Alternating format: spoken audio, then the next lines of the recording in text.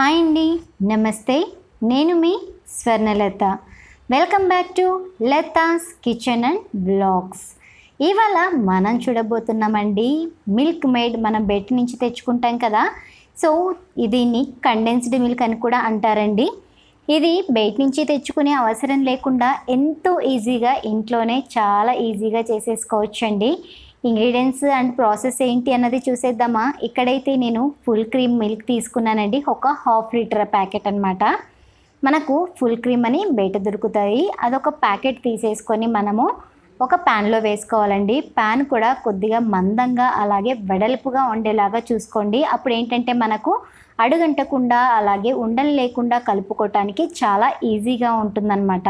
ఇలాగా ఒక ½ లీటర్ పాలు వేసిన తర్వాత ఇందులో 1 కప్పు అంటే 200 గ్రామ్స్ అనమాట చక్కెరని యాడ్ చేసుకోండి. 200 గ్రామ్స్ అంటే మనము టీ తాగే గ్లాస్తో 2 గ్లాసులు వస్తుందండి. మెజర్మెంట్ కప్పు ఉంటే 1 కప్పు వేసుకోండి. అలాగా 200 గ్రామ్స్ కొలత తీసుకుంటాను అంటే అలాగా 200 గ్రామ్స్ ఎలా అయినా సరే మీరు ఇందులో షుగర్ని యాడ్ చేసుకొని ఫుల్ ఫ్లేమ్లో మరగనివ్వండి. చూసారా, ఇందాక పొంగు వచ్చింది కదా, అలాగా పొంగు వచ్చిన తర్వాత ఫ్లేమ్ని మీడియంలో పెట్టేసుకోండి. మంటను మీడియంలో పెట్టేసుకొని ఇలాగా కలుపుకుంటూ ఉండండి.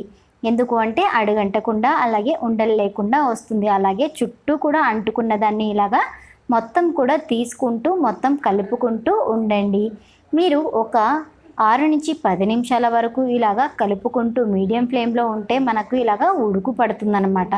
ఇలాగా ఉడుకుతూ ఉన్నప్పుడు మీరు స్టవ్ని ఆఫ్ చేసేసుకోవచ్చండి. అలాగే నేను ఇక్కడ చూపిస్తాను మీకు స్పూన్తో ఎంత మందం వచ్చింది అన్నది.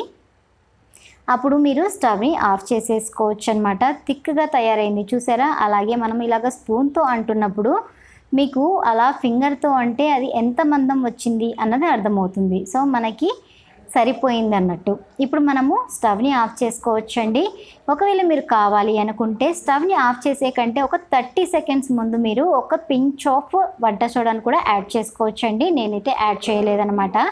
కొద్దిగా థిక్గా అనిపించింది నాకు చల్లగా అయిన తర్వాత, అందుకోసం ఇక్కడ కొద్ది పాలని కాచి ఇందులో వేసుకొని కలుపుకుంటున్నానండి. ఒకవేళ మీరు థిక్గా అయింది అని అనిపిస్తే కన్నా ఒక 2 టీ స్పూన్లు పాలను తీసుకొని వేడి చేసి ఆ వేడి పాలను ఇందులో వేసుకొని కలుపుకోండి, సరిపోతుంది. ఇది మీరు ఫ్రిడ్జ్లో స్టోర్ చేసుకోవచ్చండి. దీన్ని ఎందులో వాడతారు అని అనుకుంటున్నారా? ఎందులో అయినా యూజ్ చేసుకోవచ్చండి. మనం చేసే ప్రతి స్వీట్లోనూ యూజ్ చేసుకోవచ్చు అనమాట. డెజర్ట్లో యూజ్ చేసుకోవచ్చు, హల్వాలో యూజ్ చేసుకోవచ్చు, పాయసంలో యూజ్ చేసుకోవచ్చు, అలాగే లడ్డూలు చేస్తాం కదా, లడ్డూలలో యూజ్ చేసుకోవచ్చు, కేక్లలో యూజ్ చేసుకోవచ్చు. ఇలాంటివి మనము యాడ్ చేయటం వల్ల ఏంటంటే వాటికి ఇంకొంచెం డెలీషియస్ టేస్ట్ వస్తుందన్నమాట. చాలా అంటే చాలా రిచ్ టేస్ట్ వస్తుంది. దానికోసం మనము ఈ కండెన్స్డ్ మిల్క్ అలాగే మిల్క్ మేడ్ అంటారు కదా, దీన్ని మనం యూజ్ చేస్తామండి. కాకపోతే ఇది యూజ్ చేసినప్పుడు మీరు ఏం చేస్తారంటే మీరు చేసే డెజర్ట్ కానీ స్వీట్స్ కానీ కొద్దిగా షుగర్ తక్కువ వేసుకోండి. మనకు ఈ కండెన్స్డ్ మిల్క్లో కొద్దిగా స్వీట్నెస్ అనేది ఎక్కువగా ఉంటుందన్నమాట. చాలా అంటే చాలా టేస్టీగా ఉంటుందండి. మీరు కూడా తప్పకుండా ట్రై చేయండి. Thanks for watching. నా ఛానల్ అయితే సబ్స్క్రైబ్ చేసుకోండి.